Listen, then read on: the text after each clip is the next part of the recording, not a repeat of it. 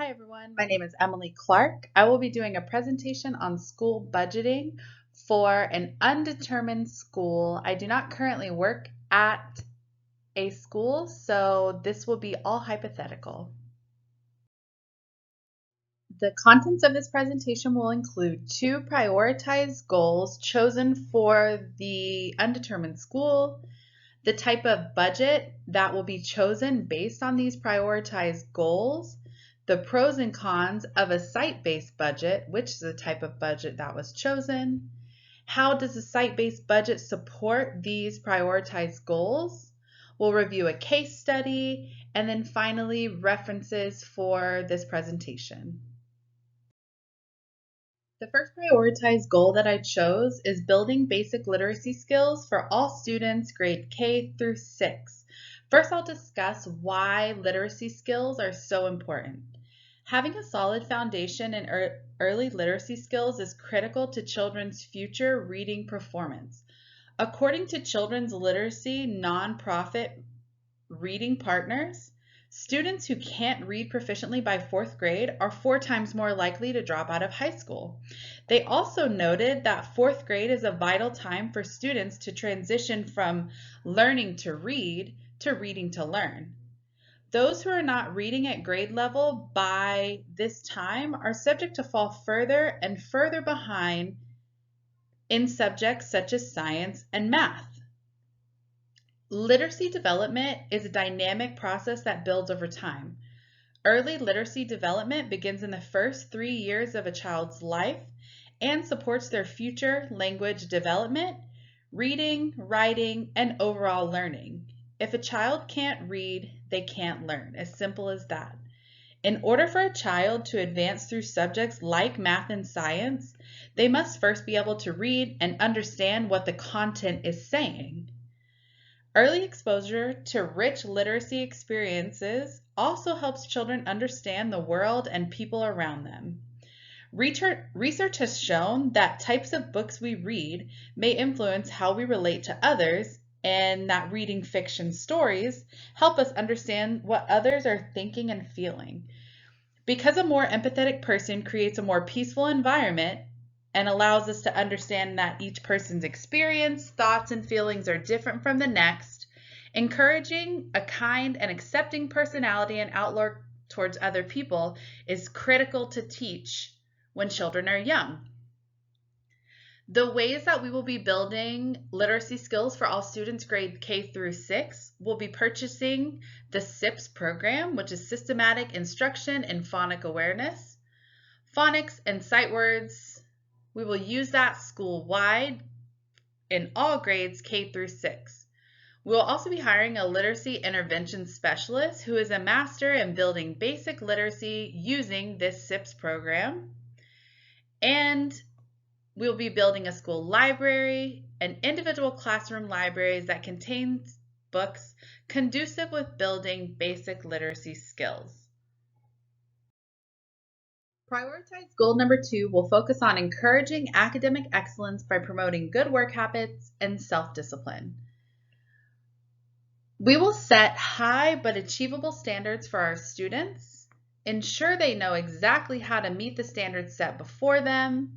We will provide students with the opportunity to work beyond the classroom, opportunities such as summer reading lists, a list of museums to visit during the summer, history museums, art museums, anything that can contribute to their education, and even summer projects that they can work on to further their learning during the summer.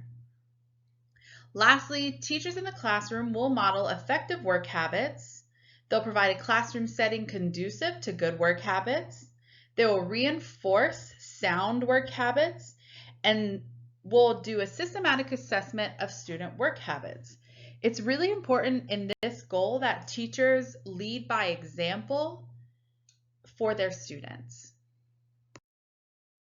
Now that we've discussed the 2 prioritized goals, I'll discuss the type of budget that was chosen based on these goals. The type of budget I think that will work best is site-based budgeting.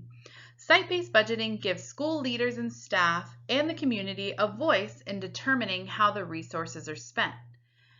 Site-based budgeting is effective for addressing local needs. It ensures individual decisions remain consistent with the demands of established standards and accountability systems, and requires regularly scheduled budget and campus decision-making meetings to ensure budget is continuously aligned with the prioritized goals. Like with all types of budgets, there are pros and cons to each. Since I chose a site-based budget, I will discuss the pros and cons of this one specifically. Some pros to site-based budgeting are those who best understand the needs have the authority to make decisions. This means the principal, teachers, community all work together to make decisions based on what is best for their school. Site-based budgeting also provides greater control and reporting of school-level data and greater school-level accountability. The biggest pro, in my opinion, is the fact that staff and community are given a voice, which generates more public support. This will include parents, any community members, even sometimes students, and it will allow them to have a goal in what is going on in their school, and ultimately that will provide more support than if they were completely left out of the process. Some cons to site-based budgeting include time and skills necessary to manage the process. Few school-level officials are trained to plan and administer site-based budgets. So there may need to be training for any school officials who are not familiar with site-based budgeting. There may need to be training to help to get them up to speed to implement the correct type of site-based budget. Lastly, site-based budgeting may be burdensome to some local managers and increase conflict. Because the principal has so much power over site-based budgeting, if they have different prioritized goals than the rest of the community or parents or other members of the school board, this could cause an issue at a local level. It's very important that the type of budget that you choose supports the prioritized goals that you have set for your school. Prioritized goal number 1 for my school was building basic literacy skills for all students, grade K through 6. Site-based budgeting supports this by giving the princess access to allocate funds to purchase the new literacy program that was discussed, to hire a specialized literacy teacher, and obtain other resources needed to work towards building basic literacy skills for all of our students. Other types of budgets are based on previous years. Since this is a new goal for the school, it will require new line items on the budget, which is easiest to implement when using a site-based budget.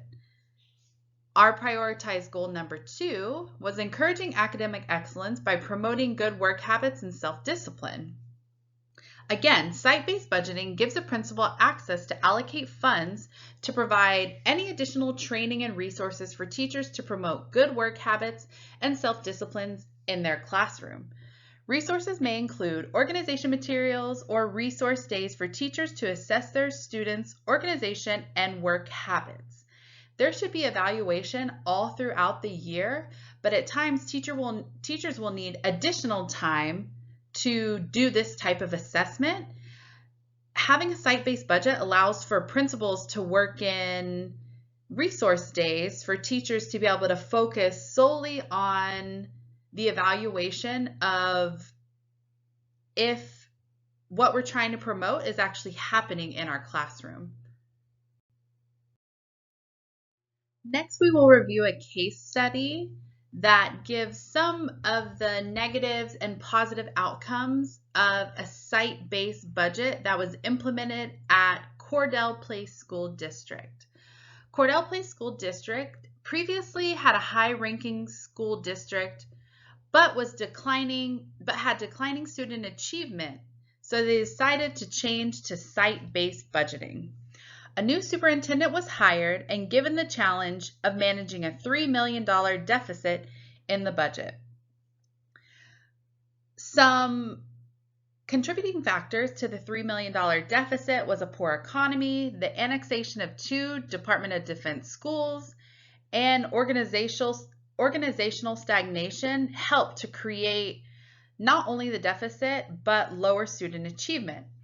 Most of the staff at the school or at the district attributed this problem to changes in student demographics rather than to the failure of the education program as a whole. Results from this case study are examined over a course of 3 years. They're not quantified, but student achievement results are described as drastically improved after the implementation of a site-based budget. The new superintendent, with experience in large-scale change, decided to use this site-based budgeting to let each school decide how to spend its resources. Each school was motivated to use its resources as efficiently as possible. The new superintendent also required the implementation of a research-based whole school design.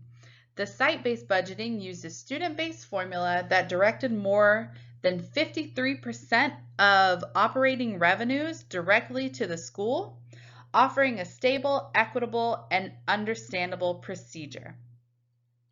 Some of the downfalls include a too hasty implementation. There were staff that were dismissed, and the new superintendent who implemented this whole site-based budget left the district the year after he was hired to implement this budget. So the new program was initiated in the first year with 8 pilot schools. Despite the large deficit of $3 million, the fact that the fiscal year based on the old system was already in effect was an issue. As a consequence of accompanying budget cuts, like I said before, teachers and central office staff were dismissed or offered less desirable positions. The superintendent then, as I mentioned, left for a new job for the federal government a year after he implemented this site-based budget. So the school was left with a new type of budget that people were not very familiar with, so they had to work with that setback as well.